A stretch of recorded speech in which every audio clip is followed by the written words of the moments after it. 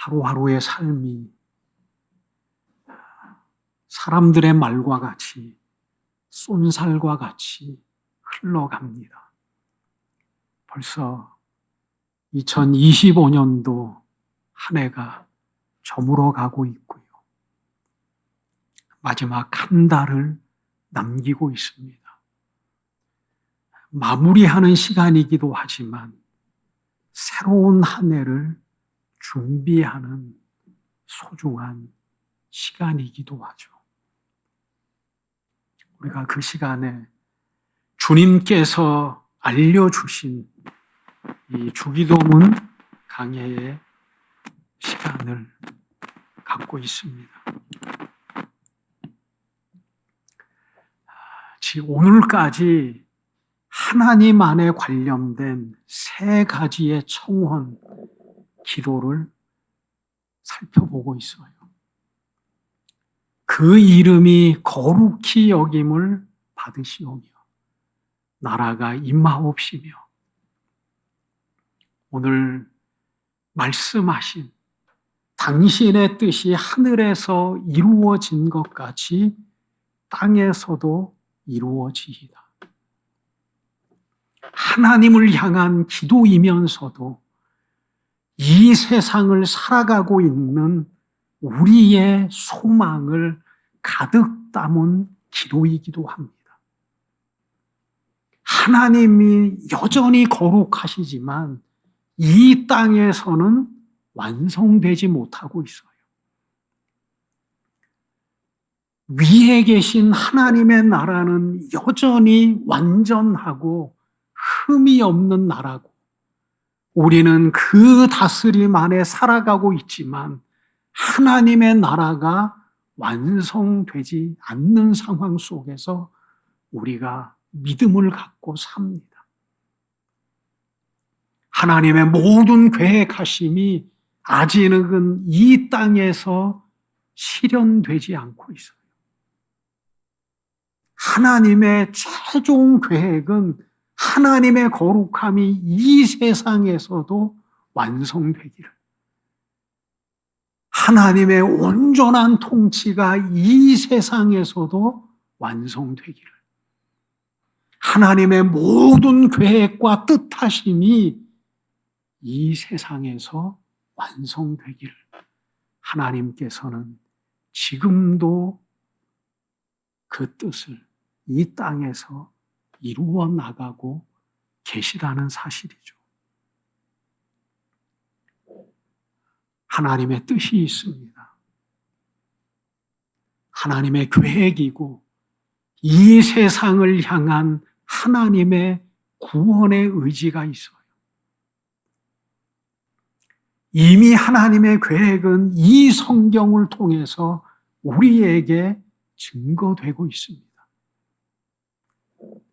온 세상을 창조하실 때에 하나님께서는 당신의 의지와 계획을 따라서 온 우주를 창조하시고요, 인간을 만드셨습니다. 그 모든 계획 속에는요, 충돌이 없어요. 나누어짐이 없어요. 분리됨이 없어요. 하나님과 예수님과 성령님의 온전한 하나됨으로 이 세상이 창조되었고 인간을 만드셨습니다. 이 세상은 얼마나 혼란스러워요. 인간이 존재하는 곳에는요, 다툼이 있고 싸움이 있어요. 심지어는 한 배에서 태어난 자식들 간에도 다툼이 있고 의견 충돌이 있어요. 모든 정치를 보아도 세상을 보아도 사람이 모여져 있는 곳에는 분리함이 있고 당파가 있고 나누어짐이 있고 의견 충돌이 있어요. 왜냐하면 인간의 연약한 본성이, 타락된 본성이, 자기를 향한 그 욕심이 결국은 충돌하고 나누어지고 분리되지만 하나님께서는요, 그게 없어요. 하나님의 뜻 안에 그 모든 것이 연합하여서 하나님의 구원의 역사를 이루어 나가셔요. 그러니까 천상 하늘이라고 하는 세계는요, 하나님의 다스림 안에 완전한 처소가 하늘이에요. 그래서 하나님께서 이루어 나가시는 그 나라는 정의와 공의가 충만한 나라잖아요. 이 땅에는요, 악함이 있어요. 죄악된 인간의 본성으로 가득 차 있어요. 하늘로부터 쫓겨난 옛 뱀이라고 하는, 용이라고 하는 사단의 권세가 하나님의 구원의 역사를 대적하고 있는 세상이 이 세상이에요. 불완전한 세상. 이 세상의 교회는, 이 세상에 실현된 나라는 여전히 흔들리는 나라, 연약한 인간에 의해서 완전함을 이루어지지 못하는 공동체지만, 천상에 있는 교회는 완전한 교회, 흔들림이 없는 교회, 흠과 티가 없는 교회. 그게 하늘이라는 거죠. 그래서 하나님께서는 이 세상을 향한 당신의 구원의 의지를 하늘에서 이루셔요. 그래서 세상을 창조하셨고, 예수 그리스도의 역사가 그거지 않습니까? 하늘의 하나님의 계획들이 온전히 땅에서 완성된 역사가 예수 그리스도의 대속의 역사입니다. 성경에는요, 구약에는 오실 예수 그리스도에 대해서 많이 기록해 놓고 있어요. 예수님이 오셔서 메시아가 이 세상에 오실 것을, 구원자로 오실 것을. 엄청난 역사잖아요. 하나님의 아들이 육체를 입고 이 세상에 오신다고 하는 이 놀라운 역사는 하나님께서 이 세상을 구원하시는 구원의 완성 속에 중요한 하나님의 사역이었어요. 아들은 그것을, 하나님의 의지를 받들고 이 세상에 육체를 입고 오신 거예요. 예수님께서 십자가에 돌아가시면서 맨 마지막에 뭐라고 말씀하시죠? 십자가의 7마디 중에 하나가 다 이루었도다. 하나님께서 아들에게 맡겨주신 모든 구원의 사역을 예수님께서 다 이루셨어요. 우리가 한 해를 보내지만 아쉬움이 많잖아요. 늘. 계획하던 것들을 어느 순간에 흐지부지한 순간도 있고, 우리의 의지가 그러잖아요. 인간의 의지. 어쩌면 그러기 때문에 하나님께서 우리에게 구원이라고 하는 것을 선물로 주실 수밖에 없는 것이, 인간이 불완전하잖아요. 하나님과 같이 인간의 의지대로 다 완성하시고 완전하고 부족함이 없다면 하나님께서는 말씀하시겠죠. 너희들 와라. 예수님을 보낼 이유도 없고 선지자를 보낼 이유도 없고 성령의 사역을 이룰 이유도 없이 그냥 문을 열어놓고 너희가 열심을 내서 와라. 너희 완전하잖아. 너희가 원하는 대로 다 할 수 있잖아. 우리가 부족해요. 그래서 구원은요, 하나님께서 우리에게 선물로 주셔요. 만약에 부족한 인간이 마음 먹은 대로 다 실현될 수 있다면, 인간은 교만해서 스스로 하나님과 대적하려고 하고요. 스스로 존귀한 자가 되어질 겁니다. 부족한 것도 감사한 것 같아요. 인간의 부족함. 하나님께서는 에덴 동산에 쫓아내실 때에 많은 부족함을 갖고 살아가도록 세상에 보내셨어요. 하나님보다 조금 못한 존재로 하나님께서 창조하셨지만 결핍된 세상으로 보내셨어요. 영원한 생명도 빼앗으시고 수고하며 애쓰는 기쁨도 조금은 빼앗으시고 고통을 인간의 삶 속에 허락하시고 정말 수고하며 애쓰며 살아나가지만 그 삶 속에 엉겅퀴와 가시덤불이 존재하는 이 세상 속에 살아가게 하신 거예요. 만약에 인간에게 주어진 모든 부족함이 없이 죄악된 몸으로 이 세상에 쫓겨났다면 엉망진창이 됐을 거예요. 다 자기가 신이 되었어요. 부족함이 있는 세상 속에서 그래도 겸손한 마음을 가지고 하나님을 의지하며 살아갈 수 있는 거예요.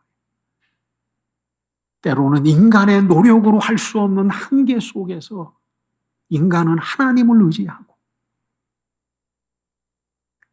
때로는 내 절실한 연약함 속에서 전능자가 계시다는 사실을 인정하며 살아갈 수밖에 없는 그 연약함을 깨닫고 살아가기를 하나님께서 원하셔요.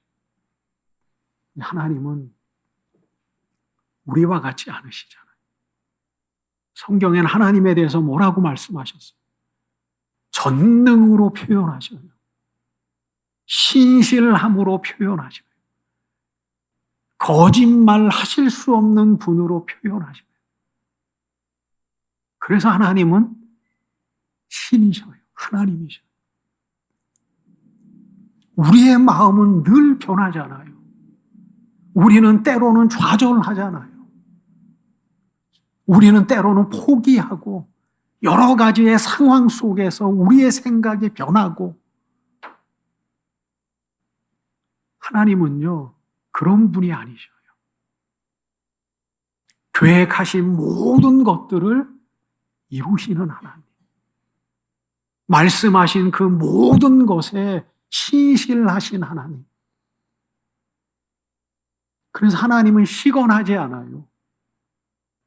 우리는 얼렁뚱땅 상황을 모면하기도 하고 마음이 없는 말을 하기도 하고 위기를 모면하기 위해서 거짓을 말하기도 하고 그게 우리의 삶이잖아요.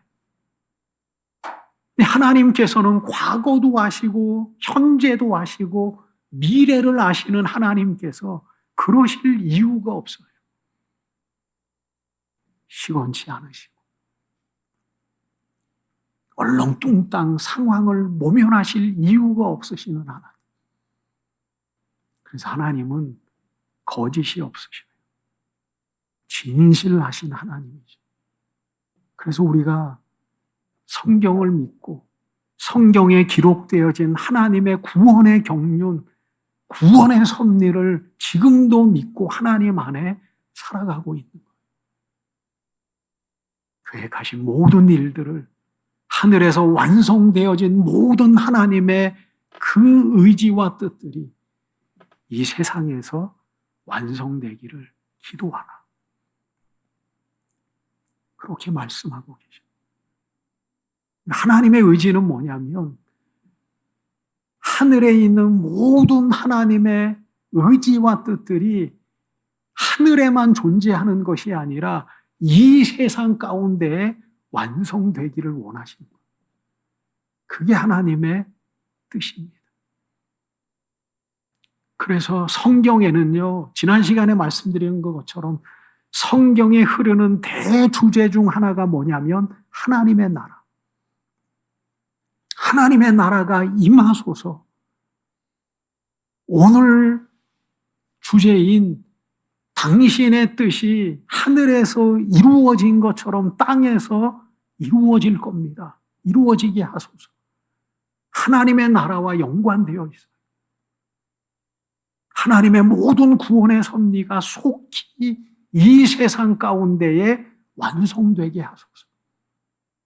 우리가 왜 하나님을 믿어요? 우리가 왜 하나님의 교회에 나와요? 하나님을 단순히 이 세상 속에 내 욕망을 채워주는 그러한 존재로만 인식하며 살아간다면 절대적 착각이, 그건 우상에 불과한 거예요. 정말 하나님께서 우리에게 주고 싶은 것은 하나님의 나라. 참, 이 세상에는 많은 결핍들이 있어요. 하나님을 믿어도 때로는 육신의 연약함을 견뎌내야 되고, 많은 병마 속에서 힘들어해야 되고, 여전히 마음은 하나님 안에 있는데 그러지 못한 삶을 살아나갈 때가 너무나 많아요. 예전에 말씀드린 것처럼 내가 전능자라면, 그렇죠? 내가 전능자라면, 내가 모든 것을 다 할 수 있다면 정말 주고 싶은 게 뭘까? 그렇죠? 내가 이 세상을 창조하였고 내가 모든 것을 할 수 있는 절대자라고 하면 인간에게 뭘 주고 싶을까?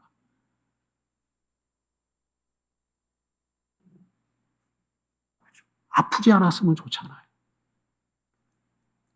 사랑하는 사람을 잃어버리는 고통을 없애면 좋잖아요.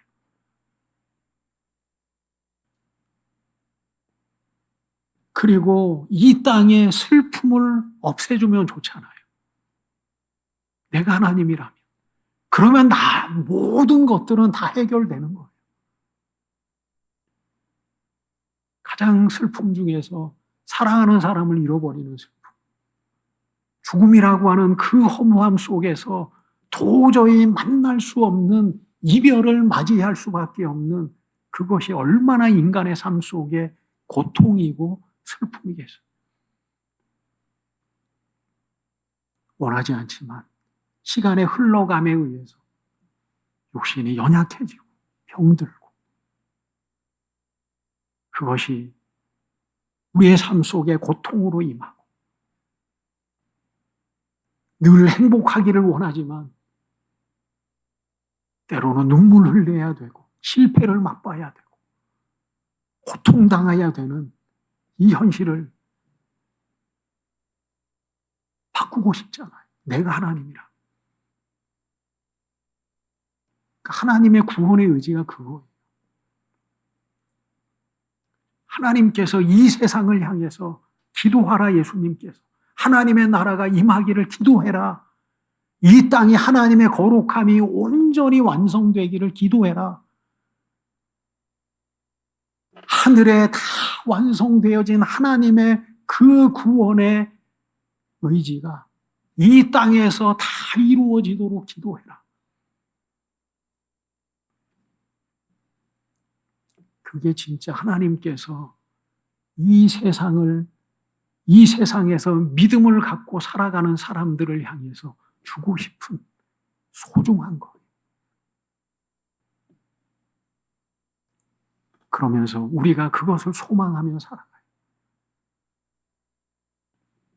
어느 때에 주님이 오실는지 우리는 알지 못하지만 그것을 소망하며 살아야지 천상의 하나님의 나라에라도 이를 거 아닙니까? 그러잖아요. 그것을 믿고 살아가야지만이, 기도하라는 거는 뭐예요? 소망하라는 거잖아요. 기도하라, 간구하라고 하는 거는 뭐예요? 그거에 대한 믿음을 갖고 기다림의 삶을 살아가라는 거 아니에요. 오늘 주님이 오시면 우리는 그 영광을 다 받을 수 있고, 때로는 이 땅에 주어진 삶을 다 마치며 하나님 앞에 설지라도 우리는 완성하시는 하나님의 나라에서 거룩한 백성으로 서 나갈 수 있습니까? 기다리며 살고 소망하며 살고 믿음으로 살아갈 것을 말씀하고 계십니다. 그래서 성경에는 하늘이 땅과 하나 되어지는 순간이 있어요. 예수님도 예수님의 이 땅에 오심의 역사도 하늘과 땅이 하나 되는 역사예요. 예수님께서 친히 임마누엘 하셨잖아요. 임마누엘로 이 땅에 오셨잖아요. 하나님이 인간과 함께 하시는 놀라운 구원의 역사로 함께 하셨잖아요. 요한계시록 성경의 결론이라고 하는 그 요한계시록에는 거룩한 성 새 예루살렘, 하나님의 도성이에요. 하나님의 구원의 완성이에요. 예루살렘이 이 땅으로 내려온다고 말씀하고 계십니다. 제가 읽어드리겠습니다. 또 내게 보매 거룩한 성 새 예루살렘이 하나님께로부터 하늘에서 내려오니 그 준비한 것이 신부가 남편을 위하여 단장한 것 같다. 하늘에서 완성되어진 거룩한 성 새 예루살렘이 내려오는, 그래서 하나님과 우리가 하나 되어지고 우리가 하나님의 거룩한 백성이 되어지고 하나님이 우리의 하나님이 되어지는, 땅과 하늘이 하나가 되어지는 것이 하나님의 구원의 역사의 완성이에요. 우리는 그 날이 속히 임하기를 소망하고 있어요. 신실하신 하나님께서 당신의 원하시는 시간에 그 일들을 이루어 나가실 겁니다. 그리고요, 하나님께서 우리의 삶을 향한 하나님의 뜻이 있어요. 성경에는요, 하나님이 우리를 부르셨잖아요. 미리 아시고 우리를 부르셨어요. 당신의 예정하심 속에 우리를 선택하셨어요. 우리를 의로운 자로 삼으셨어요. 거대하게는 하나님의 나라의 뜻을 당신이 이루어 나가고 계시지만 우리의 삶의 자그마한 상황 속에서는 하나님께서 우리를 향한 구원의 의지와 뜻이 있어요. 왜 우리를 부르셨겠어요? 왜 우리로 예배하라고 하시고, 왜 믿음을 가지라고 하시고, 왜 하나님을 바라보며 살아라고 말씀하시고, 영적 싸움을 싸우라고 말씀하시고, 요구하시는 게 얼마나 많아요.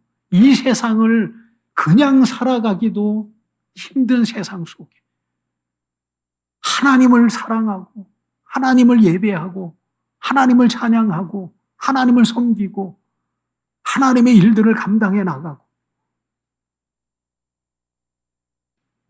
하나님께서는 우리에게 그렇게 요구하죠. 우리를 향한 구원의 계획이 있어요. 정말 하나님께서 우리에게 주고 싶은 그 구원의 자리에 우리가 이르게 하기 위해서 우리를 선택하여 부르셨어요. 하나님께서 우리에게 주고 싶은 것은 뭐라고 말씀하셨어요?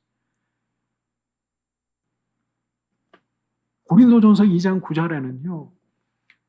예비하신 모든 것은 눈으로 보지 못하고 귀로도 듣지 못하고 마음으로 생각하지도 못하였다. 하나님께서 우리에게 예비하신 그 소중한 것들은요, 우리가 보지도 못하고 듣지도 못하고 마음으로 생각해 할 수도 없는 것들을 준비하시고, 그게 하나님의 구원의 의지잖아요. 우리를 부르셨어요. 그래서 말씀드리는 것처럼 우리는요, 우리 안에 하나님의 의지가 있고 뜻이 있어요.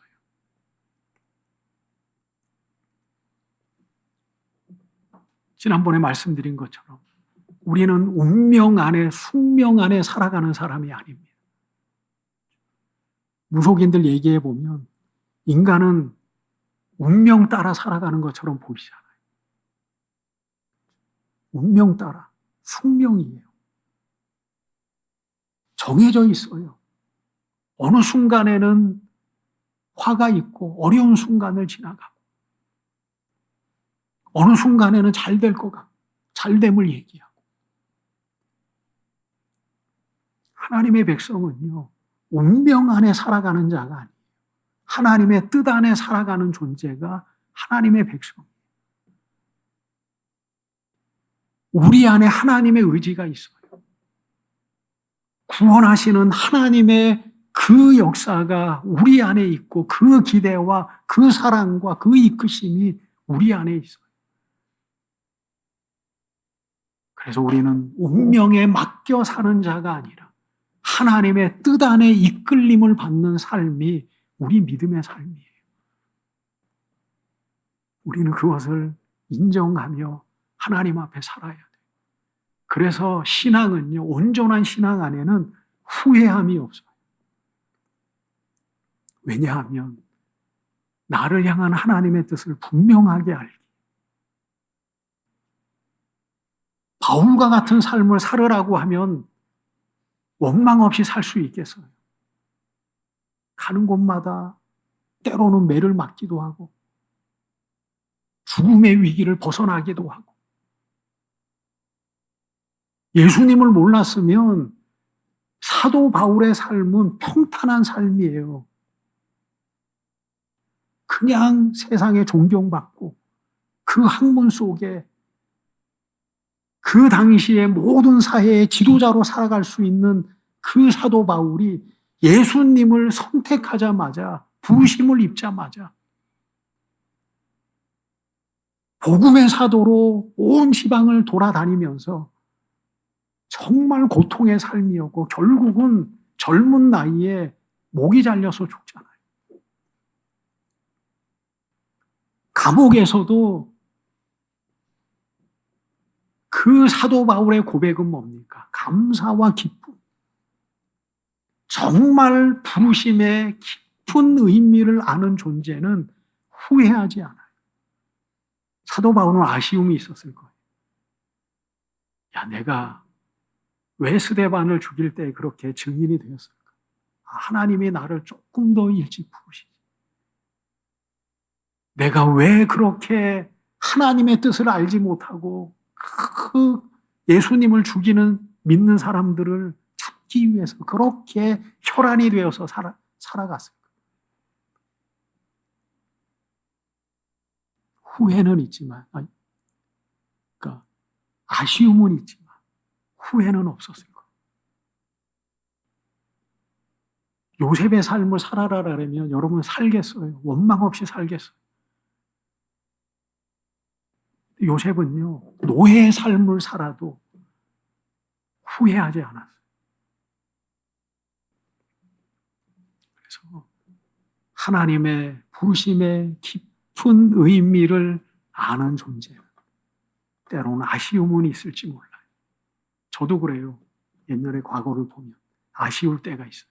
하나님을 향한 아쉬움이 아니라 내 판단에 대한 아쉬움. 야, 내가 왜 그렇게 하나님을 믿으면서도 왜 그런 선택을 했을까? 그럼에도 불구하고 후회는 없어요. 신앙의 삶은 후회가 없어요. 왜냐하면 내가 하나님의 구원의 의지를 너무나 잘 알고 있기에, 나를 향한 하나님의 그 사랑을 너무나 잘 알고 있기에, 그리고 이 신앙의 끝에는 결국은 하나님의 영광을 배우는 그러한 영혼의 구원으로 완성되어지기 때문에 때로는 아쉬움은 있을지는 모르지만 후회 없는 삶이 믿음의 삶이에요. 그래서 우리가 오늘도 내 뜻 가운데 이루어 나가시는 하나님의 구원의 의지가 우리 안에 있습니다. 그 의지를 우리가 끝까지 받들어서 하나님의 영광에 다 이루는 저와 여러분들이 되시기를 축원드립니다.